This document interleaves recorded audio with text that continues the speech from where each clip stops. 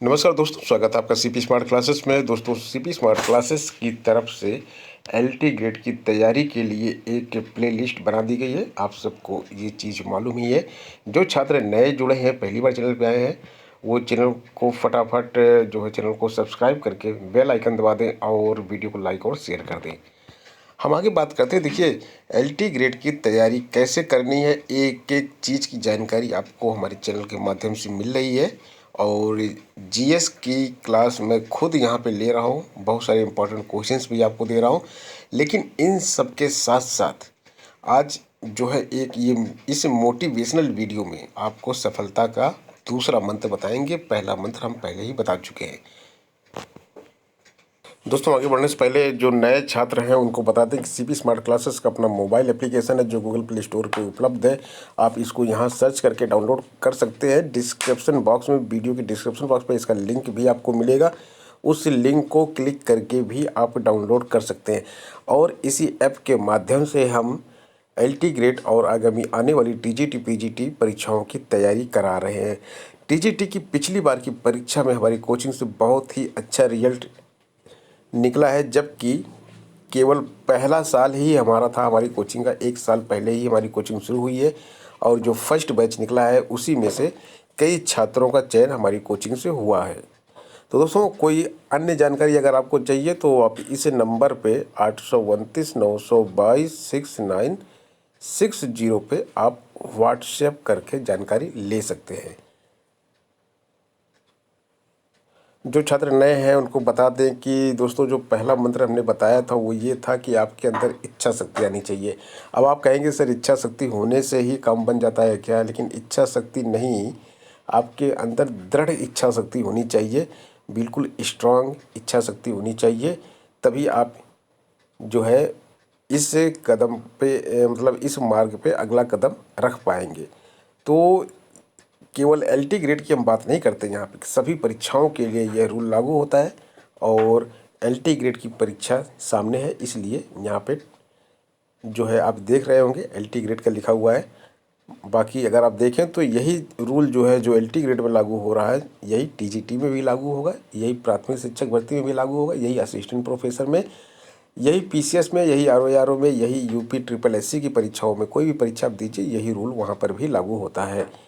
खैर, अब हम बात करते हैं यहाँ पे जो है दूसरा मंत्र क्या है।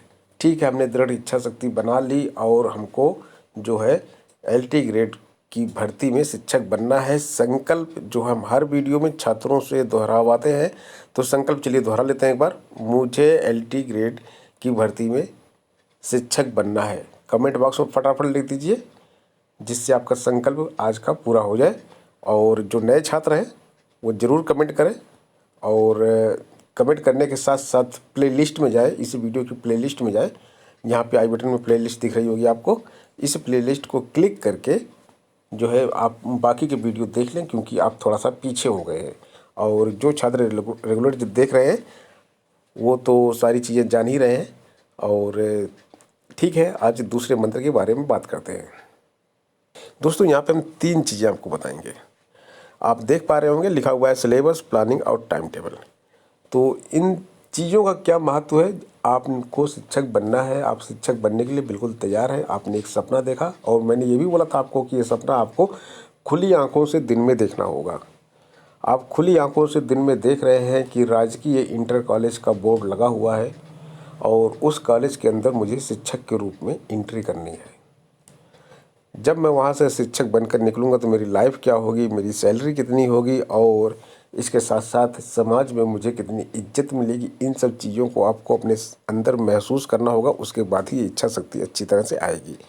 भाई, नौकरी करना और किसी एक विशेष पद को प्राप्त करने दोनों में अंतर होता है।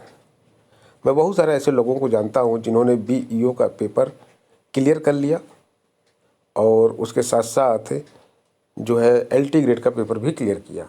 अब बीईओ की बात करेंगे, खंड शिक्षा अधिकारी के अंडर में जो है बीईओ आते हैं, ब्लॉक एजुकेशन ऑफिसर।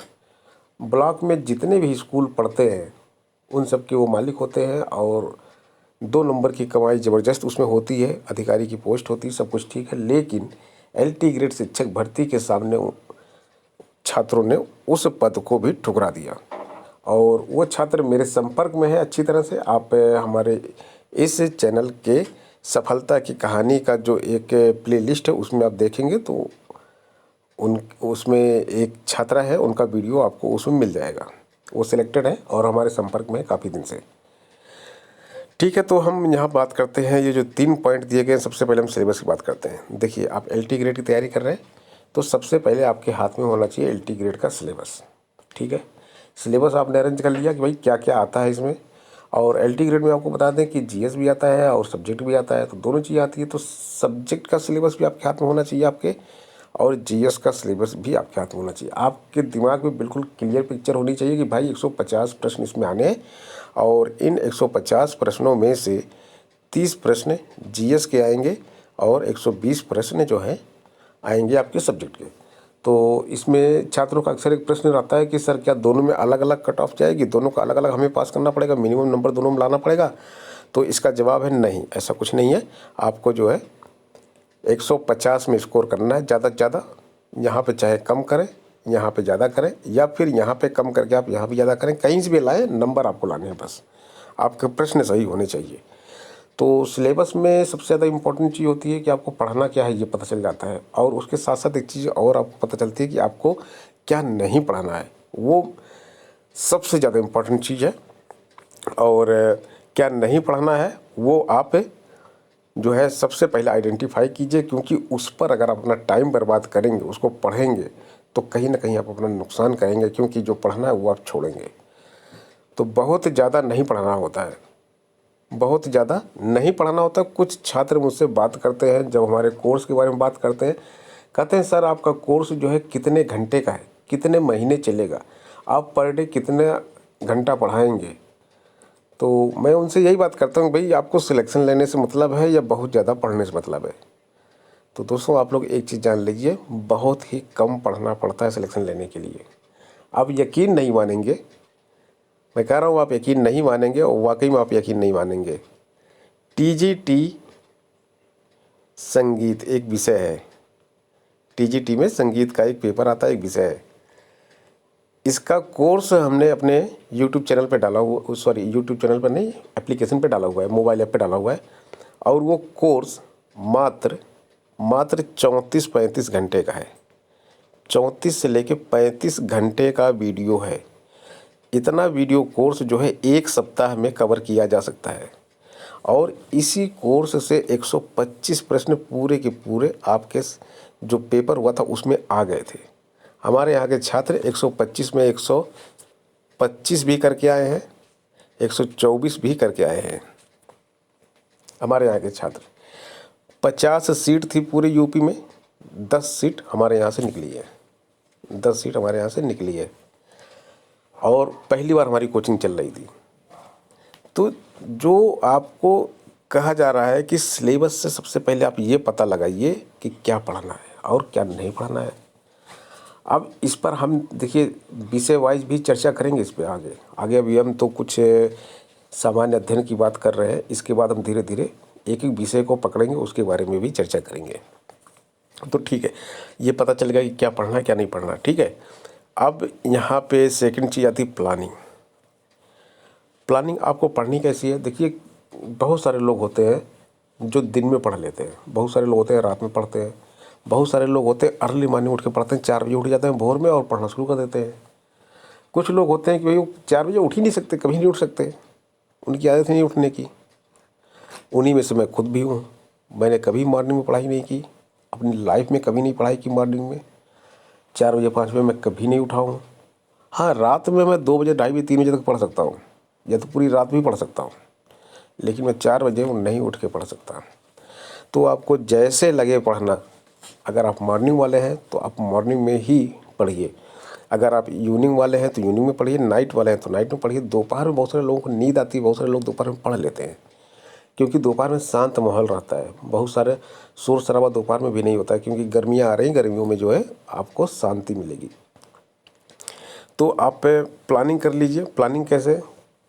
प्लानिंग में आएगा आपको कितने घंटे पढ़ना है, कैसे पढ़ना है, कुछ लिखना भी है, या फिर मुझे कोई कोचिंग ज्वाइन करनी है, या कोई मुझे टेस्ट सीरीज ज्वाइन करनी है, या सेल्फ स्टडी करनी है, और मुझे किस दिन से पढ़ाई शुरू करनी है। ये सारी चीज़ें आती हैं प्लानिंग में। और पहले मुझे जीएस कवर करना है, या फिर पहले मुझे अपना सब्जेक्ट कवर करना है। सब्जेक्ट कवर करना है तो उस सब्जेक्ट में भी कौन सा टॉपिक मुझे पहले कवर करना है, कौन सा टॉपिक मुझे बाद में कवर करना है। जीएस अगर मैं करने जा रहा हूँ तो जीएस पे मुझे कितना फोकस करना है, सब्जेक्ट पे कितना फोकस करना है। ये सारी चीज़ें प्लानिंग का पार्ट है। और प्लानिंग ऐसा नहीं कि आपने एक दिन प्लान बना के सेट कर दिया तो इस प्लान से आप चलेंगे तो ये प्लान जो है आपका 100% प्रूव हो गया और ये प्लान आपको सफलता की तरफ ले जाएगा। ऐसा नहीं होता है। शुरुआत में जो प्लान बनता है वो मेन प्लान होता है। उसके बाद प्लान में डेली अमेंडमेंट कुछ ना कुछ होता रहता है। थोड़ा बहुत आप चेंज करते रहेंगे उसको अपने हिसाब से, लेकिन एक कंक्रीट जो ठोस प्लान होता है वो पहले दिन ही बनता है। अब बात करते हैं टाइम टेबल की। तो भैया टाइम टेबल जो भी आप बनाओ, कभी भी आप 40 मिनट से लेके 60 मिनट से ज़्यादा मत पढ़ो। यानी कि क्लास में जो एक लेक्चर का टाइम होता है उससे ज़्यादा आप कभी भी पढ़ने मत बैठो। मैं तो कहता हूँ 40 मिनट से भी कम पढ़ो, 30 मिनट बहुत है, सफिशिएंट है। क्योंकि जो माइंड की कैपेसिटी होती है ना वो 30 मिनट से ज़्यादा नहीं रह सकती, चीज़ों को एब्जॉर्ब नहीं करती। फिर वो जैसे बाउंसर बॉल निकल जाती है ना ऊपर से, वैसे वो निकलने लगती है। तो आप छोटे छोटे टुकड़ों में पढ़ाई को, अपने टाइम टेबल को बांटो। और टाइम टेबल इतना टफ मत बना लो कि शुरुआत में ही हम जो है 8 घंटे, 10 घंटे, 12 घंटे पढ़ेंगे। ऐसा मत बनाओ। ऐसा टाइम टेबल बनाओगे तो 100% फेल हो जाओगे। आपका टाइम टेबल फेल हो जाएगा, आपकी प्लानिंग फेल, आपका सफलता की से जो है असफलता की तरफ चले जाओगे। टाइम टेबल आप बनाओ, ज़्यादा क्रिटिकल टाइम टेबल मत बनाओ। दिन में 3-4 बार बैठो पढ़ने, कम से कम 3-4 बार बैठो। यानी कि आधे आधे घंटे भी बैठते हो, 4 बार बैठ तो तभी 2 घंटे हो जाता है। 2 से 3 घंटे से ज़्यादा पढ़ो ही मत। लेकिन जब भी पढ़ो तो अपने दिमाग के अंदर जितनी भी चीज़ें चल रही इधर उधर की चीज़ें, उन सब चीज़ों को बिल्कुल बाहर निकाल के बैठो पढ़ने। जिसको कहते हैं कंसंट्रेट करना, माइंड को एकाग्र करना। ठीक है, इसके लिए अगर हो सके तो आप योगा की प्रैक्टिस शुरू कर दो। दिन में अगर योगा करोगे तो मन एकाग्र रहेगा, एकाग्रता की तरफ जाएगा, कंसंट्रेशन बनी रहेगी और टाइम टेबल को फॉलो कर पाओगे। 2 से 3 घंटे आपको अभी पढ़ना है, और जब एग्ज़ाम नज़दीक आ जाएगा, 1.5-2 महीने बचेंगे, तो इसको आप 4 से 5 घंटे कर देंगे। और मात्र एलटी ग्रेड का पेपर मात्र 3 महीने में क्लियर हो जाएगा। 3 महीना बहुत ही सफिशिएंट टाइम होता है एलटी ग्रेड जैसे एग्ज़ाम को क्लियर करने के लिए। तो अब हम देखिए यहाँ पे सिलेबस पे बात कर चुके हैं, प्लानिंग पे बात कर चुके हैं, टाइम टेबल पे बात कर चुके हैं। अब एक और इम्पॉर्टेंट बात आपको बताने जा रहे हैं। बहुत सारे लोग होते हैं गवर्नमेंट जॉब की इच्छा रखते हैं, सब कुछ करते हैं, लेकिन जब वो पढ़ने बैठते हैं तो पढ़ने में मन नहीं लगता, पढ़ाई में मन नहीं लगता है। इसका क्या किया जाए? इसका भी इलाज होता है। देखिए, जब कंसंट्रेशन आपको बढ़ाना है ना तो कुछ उसके भी कुछ नियम होते हैं। अगर उन चीज़ों को फॉलो करेंगे तो पढ़ाई में मन लगना शुरू हो जाएगा। और पढ़ाई में मन लगने के अलग अलग कारण होते हैं। हर स्टूडेंट की अलग अलग समस्या होती है, तो इसके लिए कोई जनरल रूल नहीं होता है, इसके लिए कोई जनरल टिप्स नहीं होती है कि एक टिप्स ऐसी नहीं होती जो किसी के ऊपर भी लागू कर दी जाए। हर स्टूडेंट के लिए अलग अलग टिप्स होती है। तो जिन छात्रों को ये समस्या है वो हमको 829-922-6960 पर व्हाट्सएप कर सकते हैं। उनकी हेल्प की जाएगी। बहुत सारे छात्रों की हेल्प मैं कर चुका हूं, और जो बिल्कुल पढ़ने में मन नहीं लगता था, जिनका जो परेशान रहते थे, वो आज सरकारी नौकरी तक में पहुंच गए हैं। और 3-4 महीना उन्होंने परिश्रम किया, सरकारी नौकरी मिल गई है उनको। लेकिन आप अगर यहाँ पे व्हाट्सएप करें तो आप पहले सीधे आपको अपना नाम लिखना है, अपनी सिटी का नाम लिखना है, और उसके बाद ये लिख देना है कि मेरा पढ़ाई में मन नहीं लगता है, मेरी कुछ हेल्प कीजिए। ये 3 चीज़ें लिख देना है, कुछ भी हेलो हाय नहीं लिखना है, ये 3 चीज़ें लिख के ही भेजना है मैसेज। ठीक है, और शुरू कर दीजिए। एलटी ग्रेड में सफलता निश्चित आपको मिलेगी। आप परिश्रम करेंगे, हम आपको मोटिवेट करेंगे, हम आपको थोड़ा सा पढ़ाएंगे भी और थोड़ा मोटिवेट करेंगे। बाकी जिनको ज़्यादा पढ़ाना है उनके लिए हमारी टीम तैयार है। हमारी टीम में सारे एक्सपीरियंस टीचर, LT ग्रेड के, असिस्टेंट प्रोफेसर के, TGT के चयनित लोग जो हैं जिन्होंने कंपटीशन को फोड़ा हुआ है, और वही आपको इस कंपटीशन को क्रैक करने की टेक्निक बताएंगे। और बाकी चीज़ें तो हम बताएंगे, आपके विषय के बारे में विशेषज्ञ वो हैं, वो आपको बताएंगे विषय के बारे में क्या आता है क्या नहीं आता है।